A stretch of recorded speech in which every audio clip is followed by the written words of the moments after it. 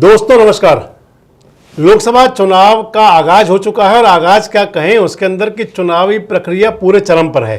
एक चरण का मतदान हो चुका है, दूसरे चरण का मतदान 26 तारीख को होगा और उसके बाद 5 फेस रह जाएंगे चुनाव के। और 29 तारीख से हरियाणा के लिए जो 10 लोकसभा सीटें हैं इनके नामांकन शुरू हो जाएंगे। 25 मई को हरियाणा के अंदर मतदान होगा और 4 जून को पूरे देश के साथ हरियाणा के नतीजे भी आ जाएंगे। हरियाणा की 10 लोकसभा सीटों में, जिनमें कि पिछले चुनाव में 10 की 10 सीटें भारतीय जनता पार्टी जीत गई थी और विपक्ष हार गया था।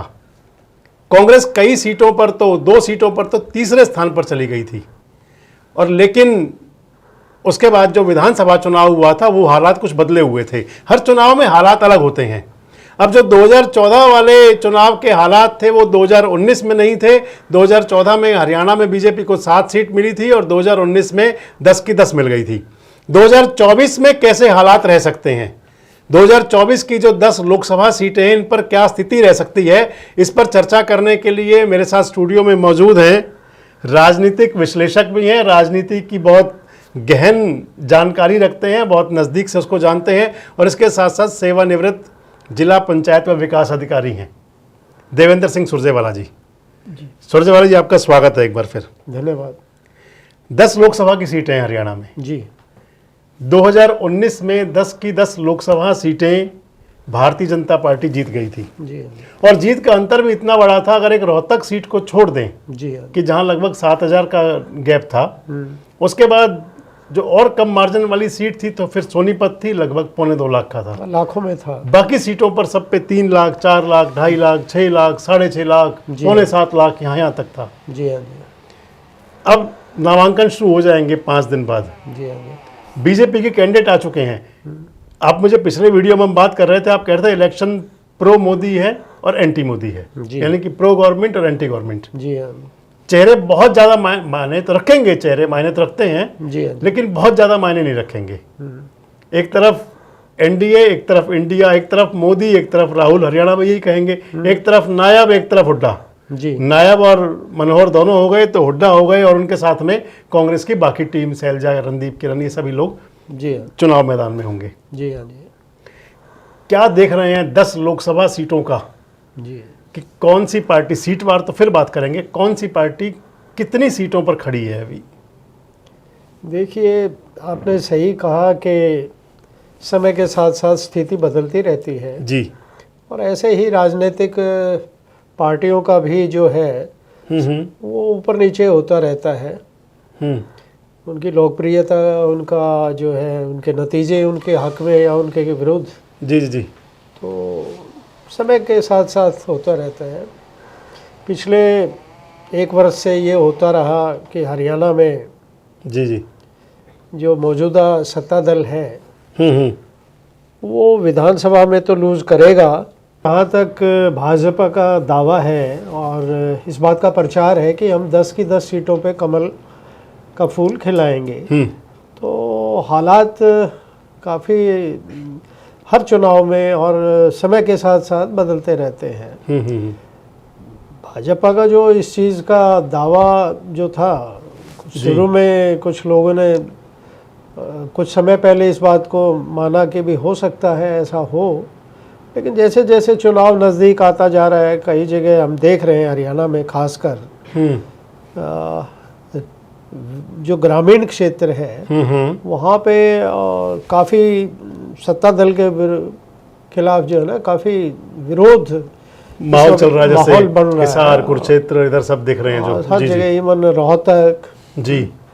तो वो जो चीज़ है कि ये लोगों का गुस्सा या जो एक अंदर खाने जो लोगों का, उससे लगता है कि चुनाव में जो नतीजे आएंगे वो बड़े अप्रत्याशित हो सकते हैं। और ऐसा नहीं है कि एक तरफा हो या कोई लहर हो, जैसा पहले होता रहा कि 2014 में मोदी जी की लहर, anti Congress, anti incumbency Congress की बहुत बड़ी 10 साल की भी थी और कई तरह के मुद्दे, करप्शन का बड़ा मुद्दा था जो उछाला गया था कि भाई बड़ा पैसा का दुरुपयोग हुआ है और 15 लाख ये वो सब कुछ वो आएंगे और 2 करोड़ जनता को रोजगार मिलेगा, बड़े लुभावने नारे थे जी।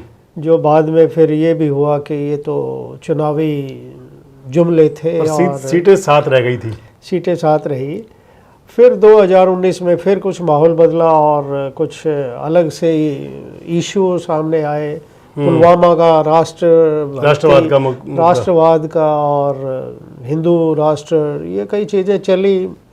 तो उसका परिणाम स्वरूप भाजपा को 10 की 10 सीट हरियाणा में मिली। लेकिन विधानसभा में आते आते फिर माहौल परिवर्तित हुआ जी। तो अब फिर जो नज़र आ रहा है इस वक्त वो ये बिल्कुल तय है कि एक तरफ का तो या कोई अंडरकरंट नहीं है और मुकाबले इस वक्त नज़र आ रहे हैं कि बड़े कड़े संघर्ष होंगे। जहाँ तक दिखाई दे रहा है कि बीजेपी जैसा क्लेम करती है तो उधर कांग्रेस का भी इस वक्त जो मेन विरोधी पार्टी है वो इस वक्त कांग्रेस और बीजेपी के बीच में ही ये चुनाव होगा। दूसरे कोई दल वो किन परिस्थितियों में चुनाव लड़ रहे हैं या उनका एजेंडा क्या है, वो नहीं है कि भी कोई भी दूसरी पार्टी कोई सीट को किसी तरह कोई कामयाबी मिल पाए किसी मतलब जेजेपी भी और इनेलो और ये तमाम पार्टी जो वो निष्क्रिय है, उनको लोग कोई इस वक्त मुंह नहीं लगा रहे और वो बहुत ही सिकुड़ के रह जाएंगे। उनके वोटें जो है ना कुछ मतलब वोट कटिंग वाला यही स्टेप कह सकते हैं। बस थोड़ा सा ज़्यादा नहीं होगा वोट कटिंग का भी।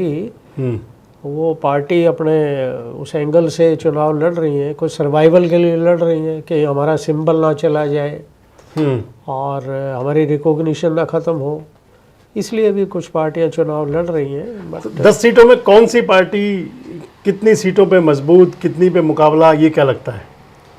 देखिए इस वक्त जो नज़र आ रहा है 3 सीटों पे बीजेपी कुछ ऐसा लगता है कि वो आगे है और जीतने की स्थिति में है आज के दिन जी। और ठीक इसी तरह से 3 सीटों पे कांग्रेस भी मजबूत स्थिति में है और ये दिखाई दे रहा है कि वो उनके पक्ष में 3 सीटें जाती हुई दिखाई दे रही हैं।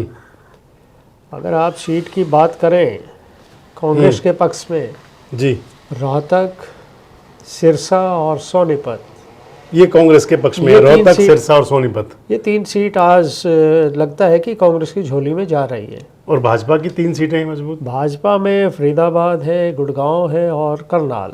फरीदाबाद, गुड़गांव और करनाल ये आप मानते हैं कि भाजपा के पक्ष की सीटें हैं तीनों? इस वक्त अभी तक जी ये बीजेपी के पक्ष में दिखलाई दे रही है जी। लेकिन एक बात और कहूँगा जी, आज से करीब महीना 20 दिन पहले जी, तो यहाँ लग रहा था कि इन सीट्स के ऊपर ये जो 3 सीट का जिक्र आया, गुड़गांव, फरीदाबाद और करनाल, तो लग रहा था कि बहुत बड़ा मार्जिन से ये सीट भाजपा इनको जीतेगी, जीत दर्ज करेगी। लेकिन जैसे जैसे समय बीत रहा है, आप फरीदाबाद को लीजिए, लोग समझते थे कि यहाँ पे जो मार्जिन रहेगा वो 2-2.5 लाख से ऊपर जाएगा। आज वो स्थिति नज़र नहीं आ रही।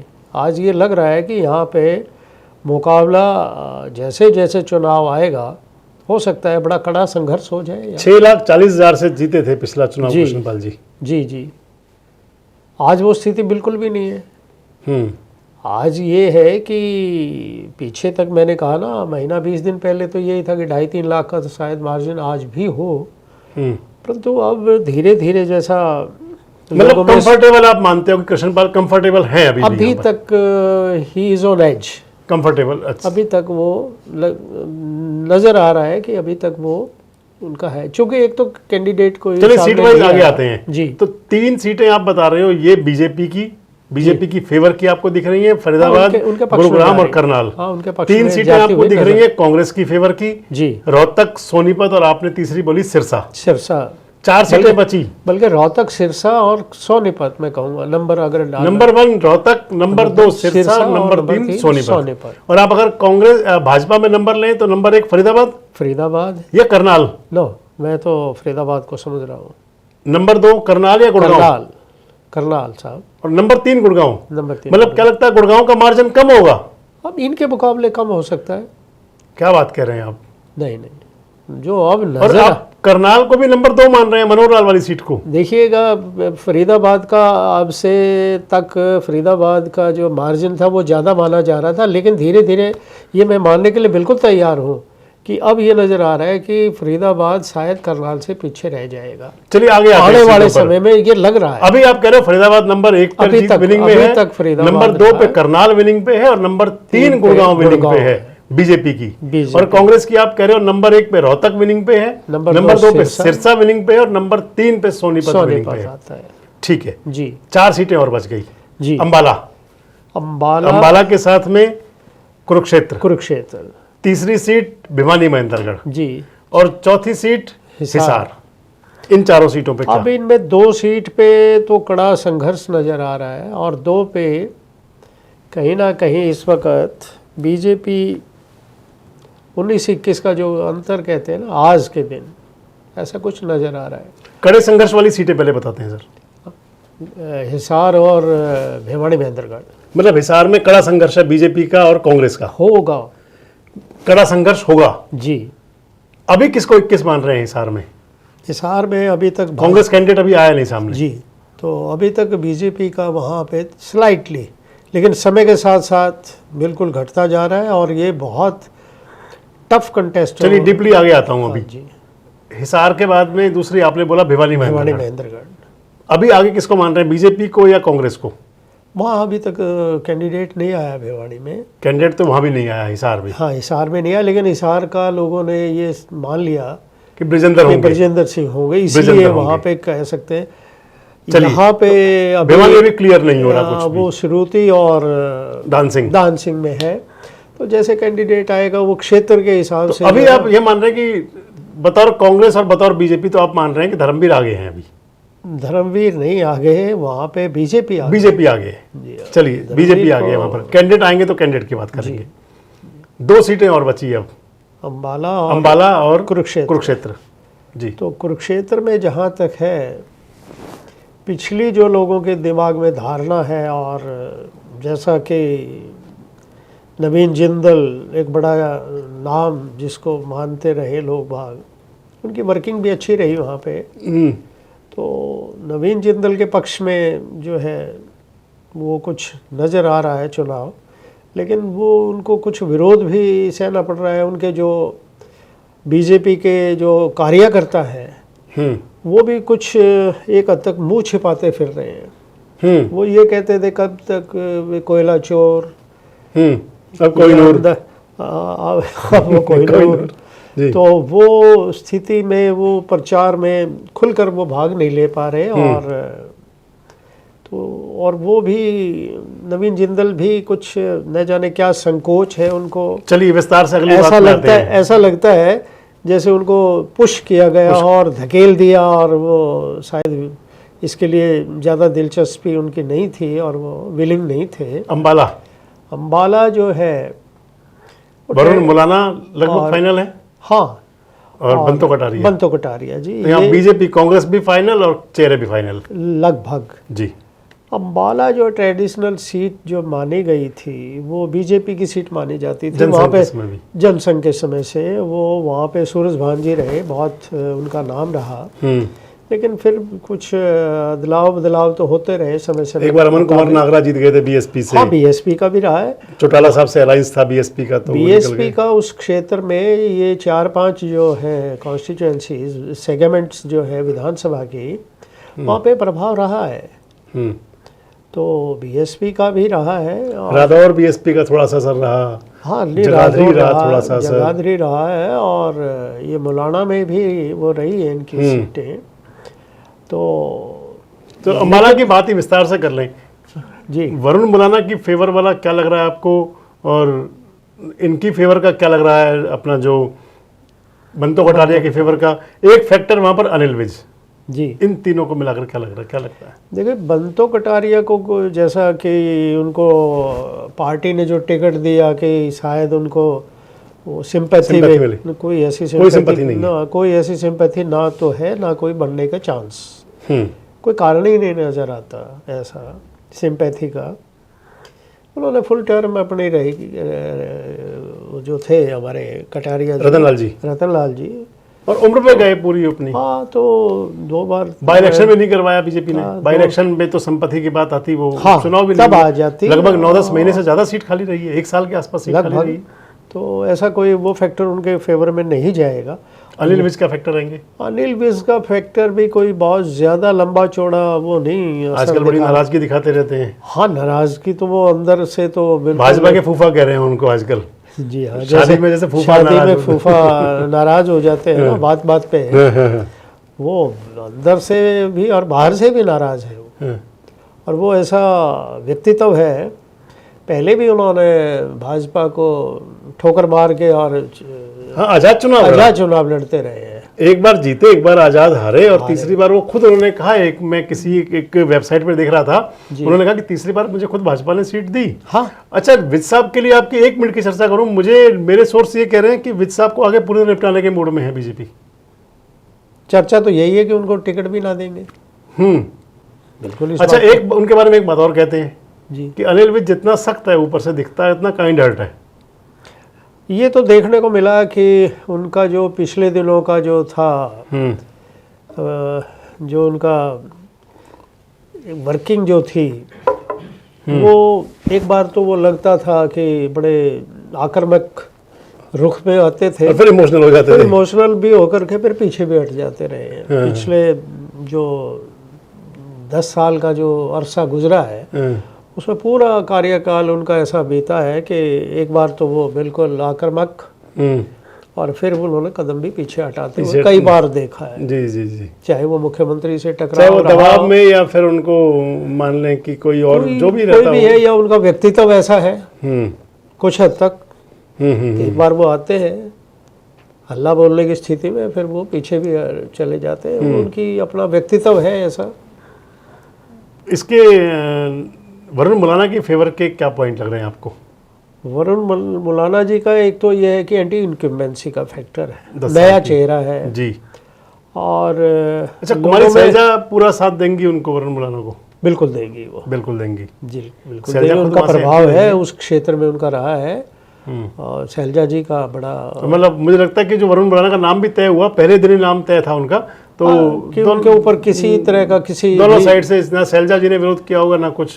किसी भी जो भी कांग्रेस के बड़े नेता है, उन्होंने उनके प्रति किसी ने भी उनके लिए वो नहीं है बिल्कुल। जो शैलजा जी पिछला चुनाव हारी, मुझे लगता है चौधरी निर्मल सिंह भी एक फैक्टर थे। यस, तो वो चौधरी निर्मल सिंह भी, चित्रा भी पूरी तरह से वरुण के लिए रहेंगी। बिल्कुल। तो आपको क्या लगता है कि कितना टफ मुकाबला होगा अंबाला का? अम्बाला में एक चीज़ है, जैसे मैंने कहा ना कि वो ट्रेडिशनली जनसंघ की बीजेपी की सीट मानी गई थी, और वहाँ पे दूसरी कास्ट का काफ़ी अच्छा प्रभाव है। और सबसे बड़ी चीज़ है कि अम्बाला सिटी, अम्बाला कैंट, जगाधरी और आपका यमुनानगर, ये शहरी क्षेत्र इसमें आ जाते हैं। पंचकुला। तो ये जो शहरी क्षेत्र है, यहाँ पे समहाउ बीजेपी पीछे नहीं है, फेवरेबल है थोड़ा सा। हाँ, बीजेपी पीछे नहीं है, तो उसका बेनिफिट पार्टी को मिल रहा है और वो मिलेगा। तो इस लिहाज से इसलिए वहाँ पे टफ फाइट है, कुछ भी हो सकता है। हाँ, कुछ भी हो सकता है। 21 बीजेपी मानते हो आप वहाँ पर अभी भी? लेकिन जो ग्रामीण क्षेत्र या है, कांग्रेस? फिलहाल तो इस वक्त तक तो बीजेपी है, 21 लेकिन जो BJP मानते हाँ ग्रामीण क्षेत्र जो है, हम्म वो पंजाब से चूंकि ये इलाका लगता है, कुछ भी हो सकता है। अम्बाला। मतलब हाँ, पंजाब भी असर डालता है। वो असर उसका निसंदेह, जी जी जी।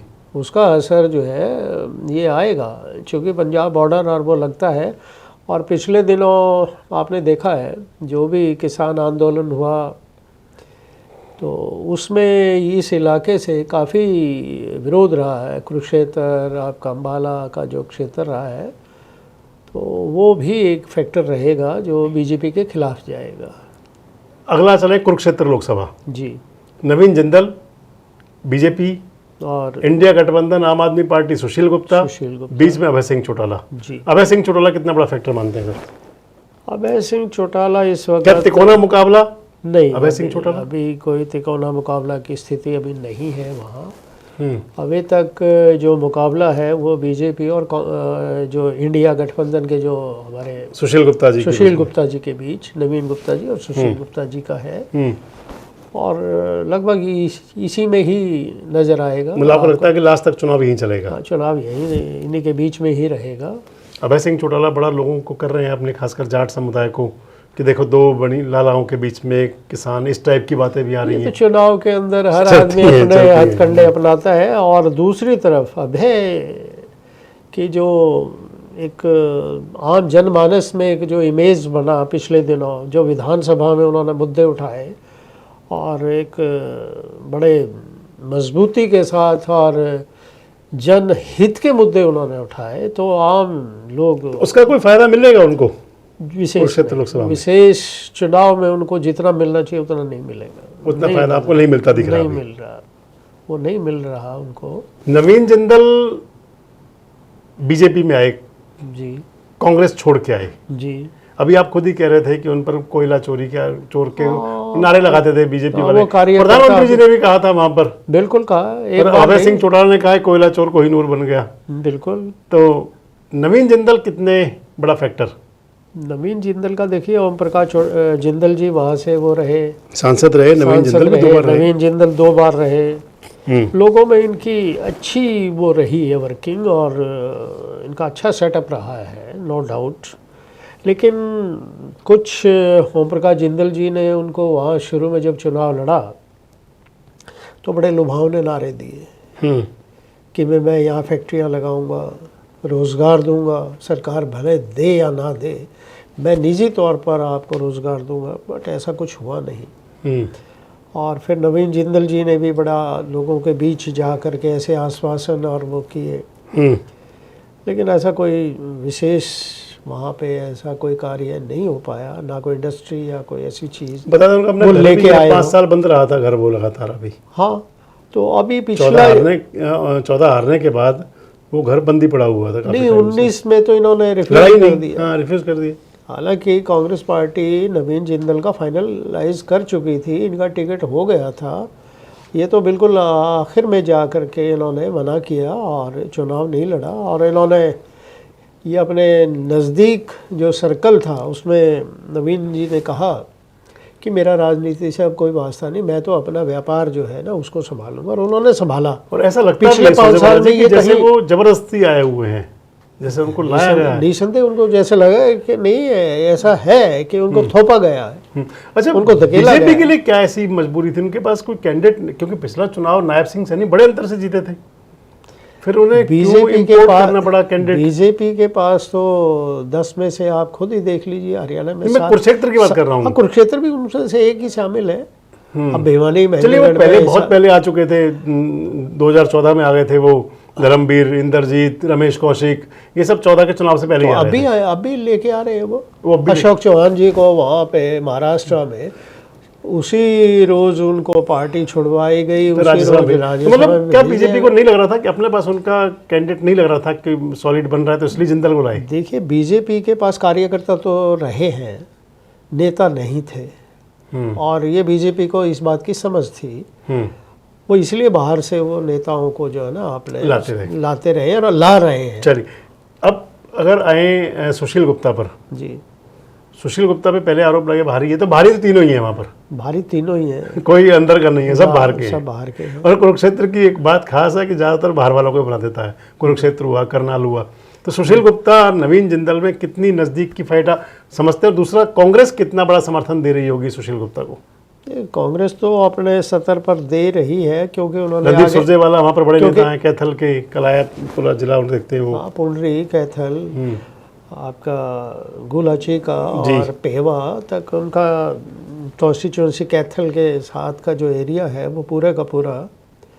और वैसे भी उनकी है पैठ पूरे इलाके में, हल्के में। उधर निर्मल सिंह जी का भी प्रभाव है। और निर्मल सिंह खुद चुनाव लड़े थे वहाँ से पिछले कुछ चुनाव लड़े थे और अच्छी ठीक वोट ली थी, अच्छी वोट ली थी बड़ी। अशोक अरोड़ा जी का है। मतलब कांग्रेस पूरी सपोर्ट कर रही होगी सुशील गुप्ता को? देखिए, अभी 6 महीने के अंदर अंदर ये दूसरा चुनाव विधानसभा का आ रहा है, तो हर आदमी अपने खुद को भी प्रूव करना है, खुद को भी वो उस चुनाव के लिए तैयार करना है अपने बिल्कुल वोटर को। अच्छा, कितने नज़दीक की फाइट समझे हम सुशील गुप्ता और नवीन जिंदल में? फिलहाल जो है बीजेपी को लगता है कि ऑन एज अप है आज के। बीजेपी को कुरुक्षेत्र में फायदा है। हाँ चलिए। लेकिन नवीन जिंदल जी का कुछ अभी तक प्रचार में, जैसे कि टिकट का फाइनल हो गया, आपने शुरू में कहा कि भी भाजपा ने टिकट अनाउंस कर दी, उसका फायदा इनको वहाँ तो सारे कैंडिडेट आ गए, सुशील गुप्ता भी साथ साथ आ गए, हाँ, उल्टा वो भी नवीन साथ- जिंदल प्रचार करने बाद में सुशील आए उल्टा। गुप्ता जी लगातार लोगों के बीच में है। सुशील गुप्ता जी तब से लेके अब तक लगातार लोगों के बीच में है। लेकिन नवीन जिंदल जी तो बहुत अभी पीछे, वो तो गए ही नहीं। हाँ, बहुत दिन नहीं गए। और नहीं गए। ऐसा उनका मैंने एक संपर्क- वीडियो भी बनाया था कि नवीन जिंदल क्या गलती कर गए यहाँ करके। खैर, जी पहले उन्हीं सीटों पर चर्चा करते हैं जो आपने बताया कि जी 4 सीटें जो थी। कुरुक्षेत्र अम्बाला हमने बात कर ली, जी सोनीपत नहीं, सोनीपत आप तो दे रहे हैं उनको, कांग्रेस के उस भिवानी महेंद्रगढ़। जी जी। तो भिवानी महेंद्रगढ़ भी एक ऐसा है, जैसे मैंने हिसार का कहा कि हिसार पर तो आएंगे अभी हम अच्छे से। हाँ जी। तो ये 2 सीट हिसार और भिवानी महेंद्रगढ़, इन दोनों पे जो है ना लग रहा है, और जैसा चुनाव खींच रहा है अपने को, तो यहाँ पे बड़ा कड़े मुकाबले और कड़ा संघर्ष। चौधरी धर्मवीर को जाट समाज ने पूरा साथ दिया और यदुवंशियों ने पूरा साथ दिया 2014 और 19 दोनों में। जी 14 से ज़्यादा 19 में दिया। बिल्कुल। अब की बार जो फैक्टर वहाँ पर है किसानों वाला, कितना प्रभावी है धर्मवीर जी के वहाँ पर भिवानी वाली सीट पे नंबर 1? जो वो सीटें हैं क्योंकि वो खुद जाट कम्युनिटी से हैं और मेन प्रभाव रहेगा। अगर दान सिंह आ गए तो फिर उनको डेंट लगेगा पूरा। जी भिवानी में उनके लिए कितना फेवरेबल लग रहा है आपको, भिवानी और चरखी दादरी जो जाट बेल्ट है? जो भिवानी में उनको वो जो समर्थन आपने कहा ना, वो नहीं मिलने जा रहा। 14 और 19 वाला नहीं मिलने जा रहा। बिल्कुल नहीं मिलने जा रहा। वहाँ पे उनको ऐसा भी है कि वो पिछड़ेंगे और काफ़ी लूज़ करेंगे।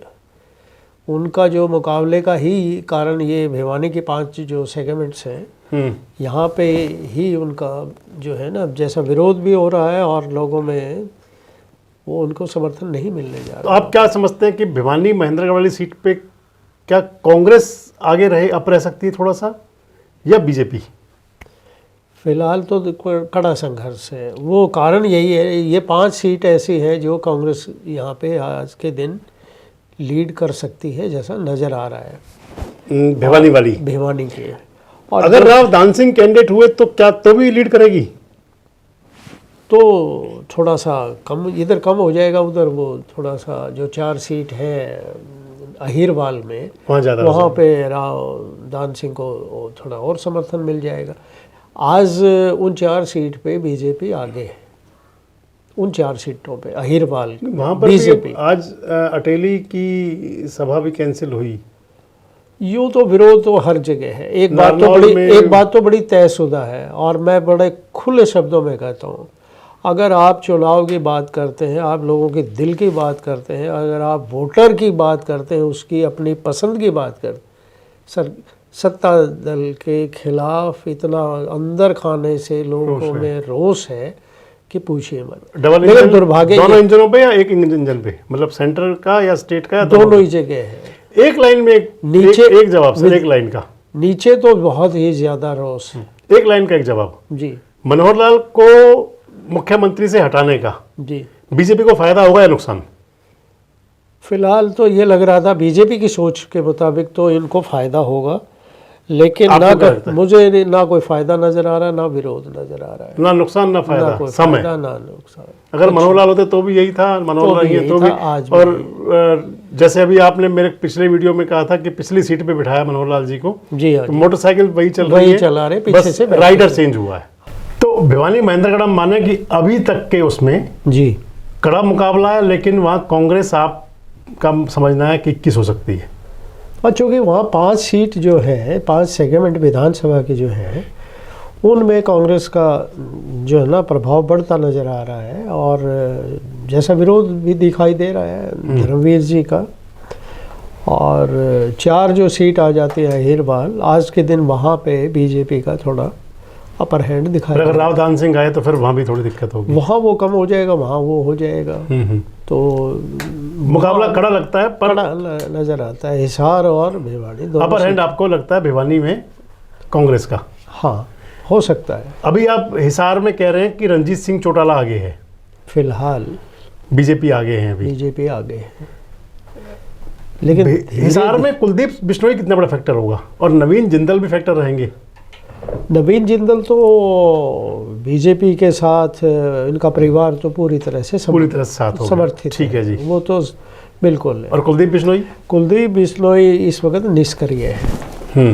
वो क्या तेजिंदर सिंह को समर्थन कर सकते हैं कुलदीप बिश्नोई इंटरनल? राजनीति में हमेशा होता रहा है, ऐसा होता रहा है। अगर आपकी पसंद का नहीं, आपकी पार्टी का जिसको आप नहीं करते, तो नेचुरल है कि उसके अगेंस्ट जो भी है उसको उसके साथ ही जाएंगे आप। जी जी।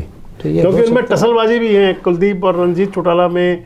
उनका सोशल मीडिया पर भी, एक्स पर भी कुलदीप का भी बयान, रंजीत का भी। तो वो वैसे हिसार के कौन कौन से विधानसभा क्षेत्र आपको लगते हैं जहां रंजीत आगे रहेंगे? हिसार इटसेल्फ, हांसी है। अब अच्छा रहेगा। हाँ जी, हांसी अच्छा रहेगा। ठीक है जी। भवानी खेड़ा में भी बीजेपी आगे है जी। और आदमपुर वही नलवा भी, नलवा बीजेपी आगे रह सकती है। हाँ, नलवा भी और आदमपुर भी। मुझे लगता है आदमपुर नेक टू नेक चला जाएगा। अगर कुलदीप बिश्नोई ने अपना खुल के या कुछ ऐसा प्रभाव डाल दिया फिर तो नेक टू नेक है, और नहीं तो बीजेपी के पक्ष में आगे जा सकता है, जाएगा। अप टू बरवाला भी बीजेपी का। तो फिर तो रंजीत आगे हो गए। हाँ, फिलहाल तो इसीलिए आगे है ना।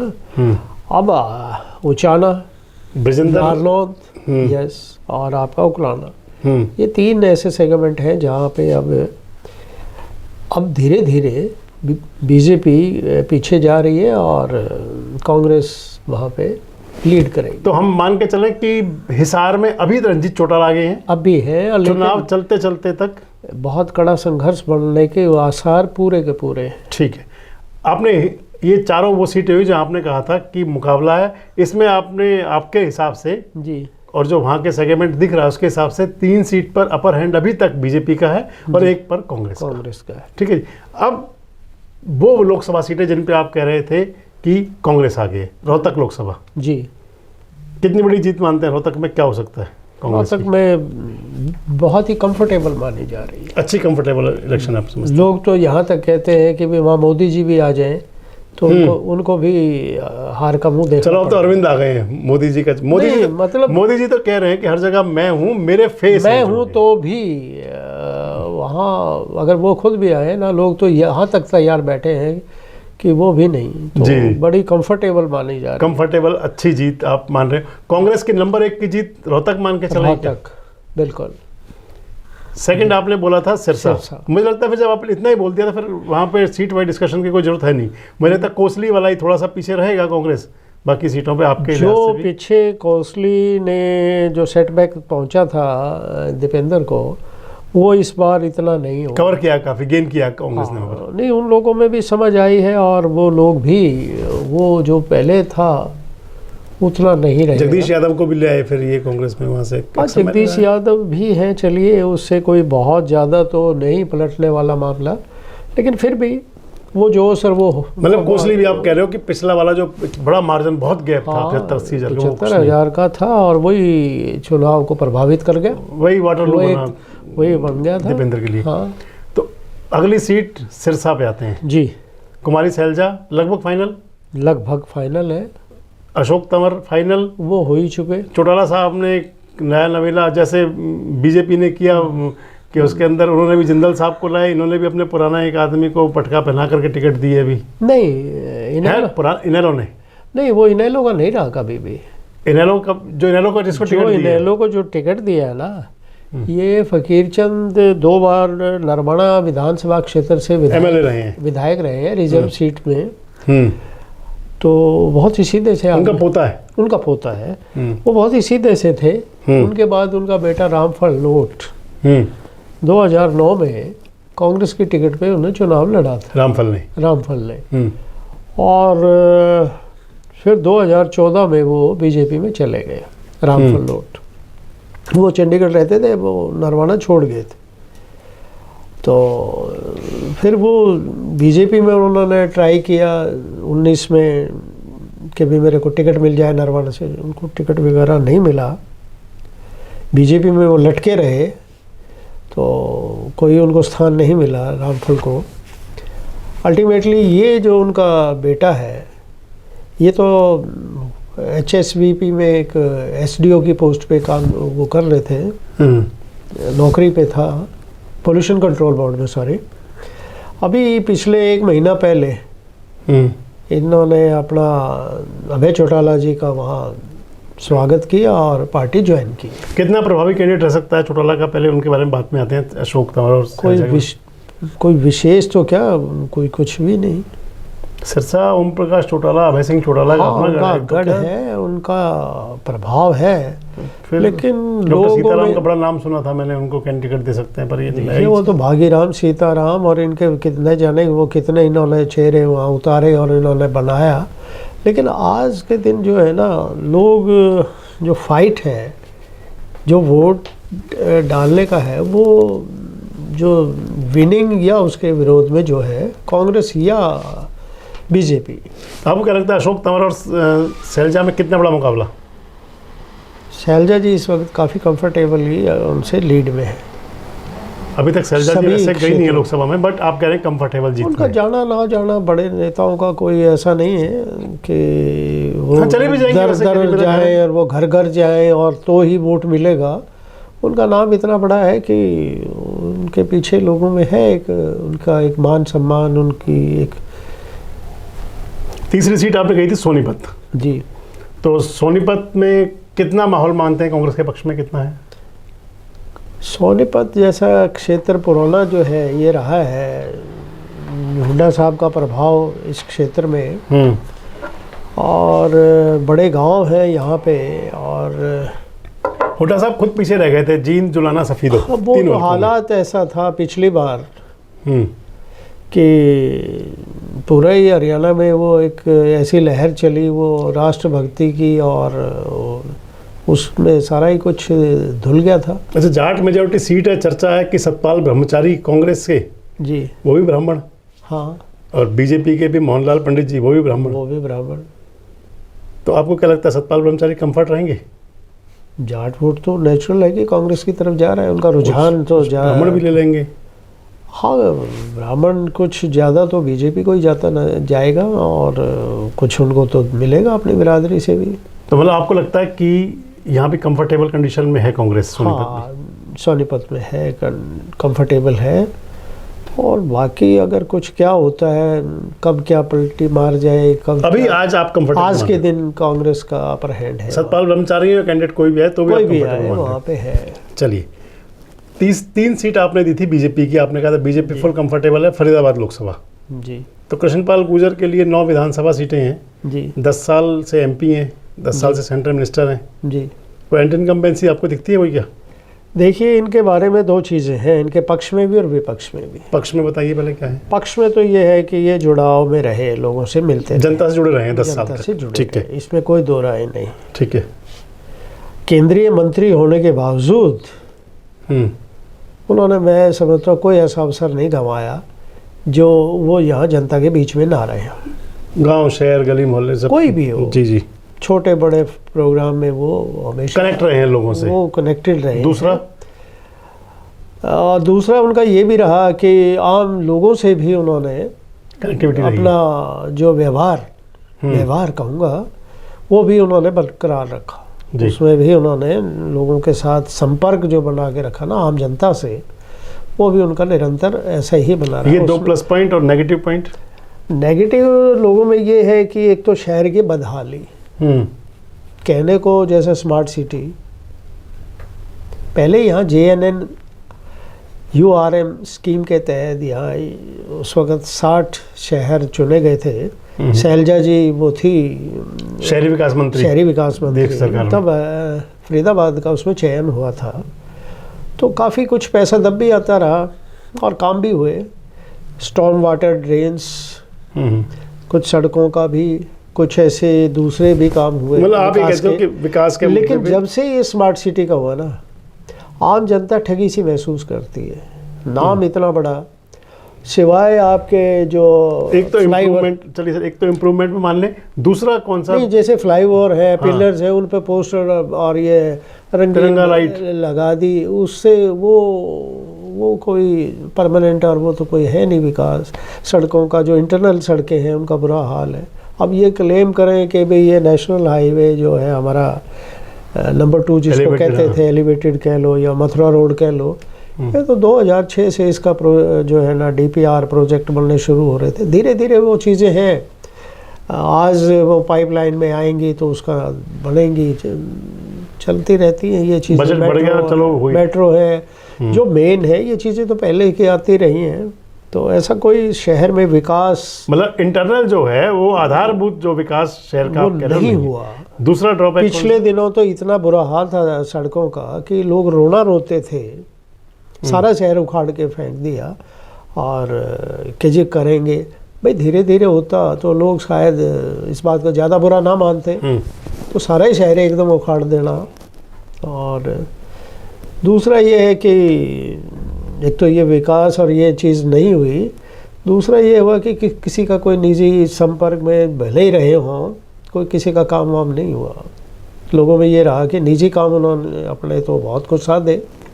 एक जेलियसी भी है लोगों में, एक इस बात का प्रचार भी है। हाँ, लोगों में जेलिसी वाली बात तो आई कर लेते हैं लोग। तो एंटी इनकम्बेंसी कितने, वो एंटी इनकम्बेंसी अगर ये प्रचार बढ़ गया, जैसे मैंने बताया ना, उनके पक्ष में तो ये जाता है कि वो लोगों के संपर्क में रहे, उनका व्यवहार बहुत अच्छा रहा लोगों के प्रति, तो एज बतौर कृष्णपाल तो उनके फेवर में जाता है।